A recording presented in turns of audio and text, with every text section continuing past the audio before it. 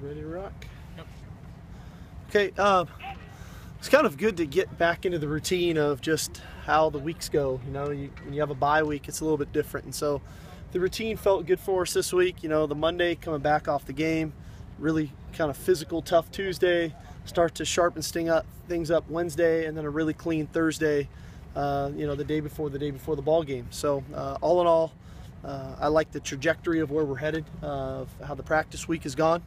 You know, obviously, you know, with the JNA doing the hamstring, that's not great, but for the most part, our health is good, and the guys seem ready to go. Is he out for this week? Yes. Yeah. Yes. Is Stephen Mitchell going to start? He'll play. You know, we don't know. We've got a variety of personnel groupings we can use, but Stephen will play probably, without a doubt, the most he's played all year. Any other injuries from today that we should know about? No. You said yesterday that you thought Cody has played really well, but could play better. Yeah. In what areas do you think he can improve? Well, I think his anticipation can improve. You know, I think that's definitely an area. I think, you know, especially from a couple games ago, the ability to get rid of the football, not take sacks, but the anticipating of throws and recognizing, and that comes with being in the system, how our plays match up with certain coverages and anticipating where those throws can go. I definitely think he can improve, and you know, I think that really his play has been very good. His leadership's been great. His competitiveness and all those things. But we're always striving to get better, and I really think that can, and I think that'll help our offense even more. You know, Steve, you said you're preparing for scheme.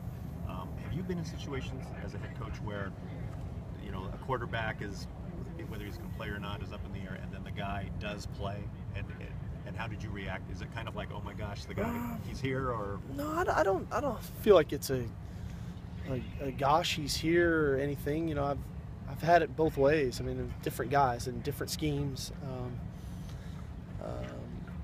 I think you assume it really that he is going to, and then if he doesn't, then it's okay. Let's get on to the, you know, what we're going to go do. You know, and for the most part, I haven't seen too many teams that just drastically change. It's hard to all of a sudden implement a new offense in 1 week. So, you know, there might be some subtleties to what they do, but ultimately their scheme's a scheme. You know, you spend months and months and months putting your scheme together. You don't just change it in 3 days.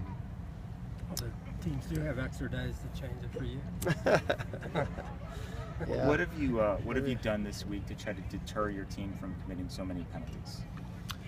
Well, you know, I think a couple things. You know, obviously we had the 3 false starts in a row, which was a little frustrating, and whatever happened there happened. I've never seen that before in my life. I would imagine that that's not going to happen again. What we do need to clean up is where our hands are in the secondary, whether we're DBs or linebackers, and that's probably the biggest thing that shows up to me is where are our hands at the line of scrimmage. We want to remain physical. We want to play press. We want to play man-to-man coverages, but we have to use proper technique when we're doing it. I think that is the biggest area that we've cleaned up. But I've said this all along, and I don't mean this in a negative tone. We had 3 penalties against Boston College and lost. We had 14 last week and won, and we had how many ever against Stanford won.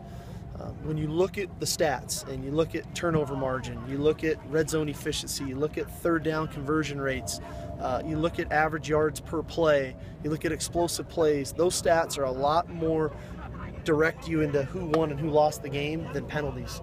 Now, do we like having penalties? No, they don't look good. The game kind of gets choppy, but there's a lot of stuff for us to focus on that really matter in winning and losing. Do we want to trim our penalties down? Without a doubt. But we're not alone in this either. I think there's 6 of the, I don't know, is it 6 of the top most penalties, 6 or 7 of the most penalized teams in the country are in our conference. So we're not alone in this. We just have to understand how the game's being officiated, and as long as it's consistent, I'm okay with it. The residual effect of the outcome from last year's game, I know you weren't there, but has it brought maybe an edge, or I mean maybe served as a motivating factor this week? You know, that stuff's kind of, I guess, good in the preparation standpoint of, you know, there should be some pride there, right? I mean, there should be guys that are on our defense that should not feel great about giving up that many points and how the game went. And so hopefully that motivates the guys to prepare more, right? To study their film, study their playbook. That's where hopefully that motivation can help. Come Saturday at 4:30, that stuff's going to be left in the locker room if there is any of that. We have to ultimately go out and execute and play that game at 4:30 on Saturday. You mentioned the game potentially being won on the line. Is there anything from your defensive line that you feel like you need to see that you haven't seen yet? Well, I'd like our guys to be a little bit more active. And it's been a point of emphasis of ours for Antoine, for Claude, for Delvon. I'd like to see. I think their level of play can come up more, and they've practiced that way this week. They've had a really good week of work. We pointed it out to them today in front of the team. So I think their activity can be such that can offset Leonard's activity, because Leonard's been going. JR's been very active, but I think those other three guys can raise their activity, can be a part of the plays more, and not just taking care of their gap, but they have playmaking ability. They can get off blocks and go make tackles. Steve, you mentioned yesterday that you were going to reach out to Mark Banker and maybe clear the air. Have you had a chance to? I have not yet. It's always a little bit difficult on Wednesday in season. Normally, I make the bulk of those phone calls on Thursdays and Fridays when we have a little bit more time. But I went and reviewed them both again. Neither of them are penalties. One was really coincidental, quite honestly. It was two guys falling into another man, and the other one was a legal block. But I want to make sure Mark understands that never do we teach anything that would be deemed dirty or illegal or with an intent to injure anybody. So we talked about Max Turk's leadership with this young offensive line, Sure. but he is new to the position Right. this year. How do you think he's played? I think he's played well. He had a couple plays last week he'd love to have back. 45 for Oregon State was a good player and beat him on a couple pass rushes. But we put a lot on Max's plate mentally.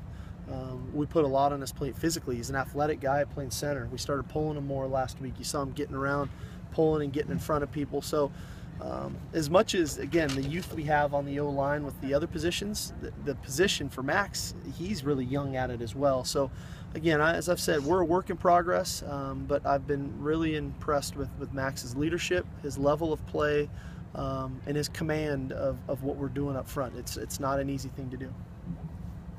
This week, practice does look like it had a little different flow to it. Is that some of the kids just kind of understanding how it goes or whatever? Did you have a sense of that a little bit? I think so.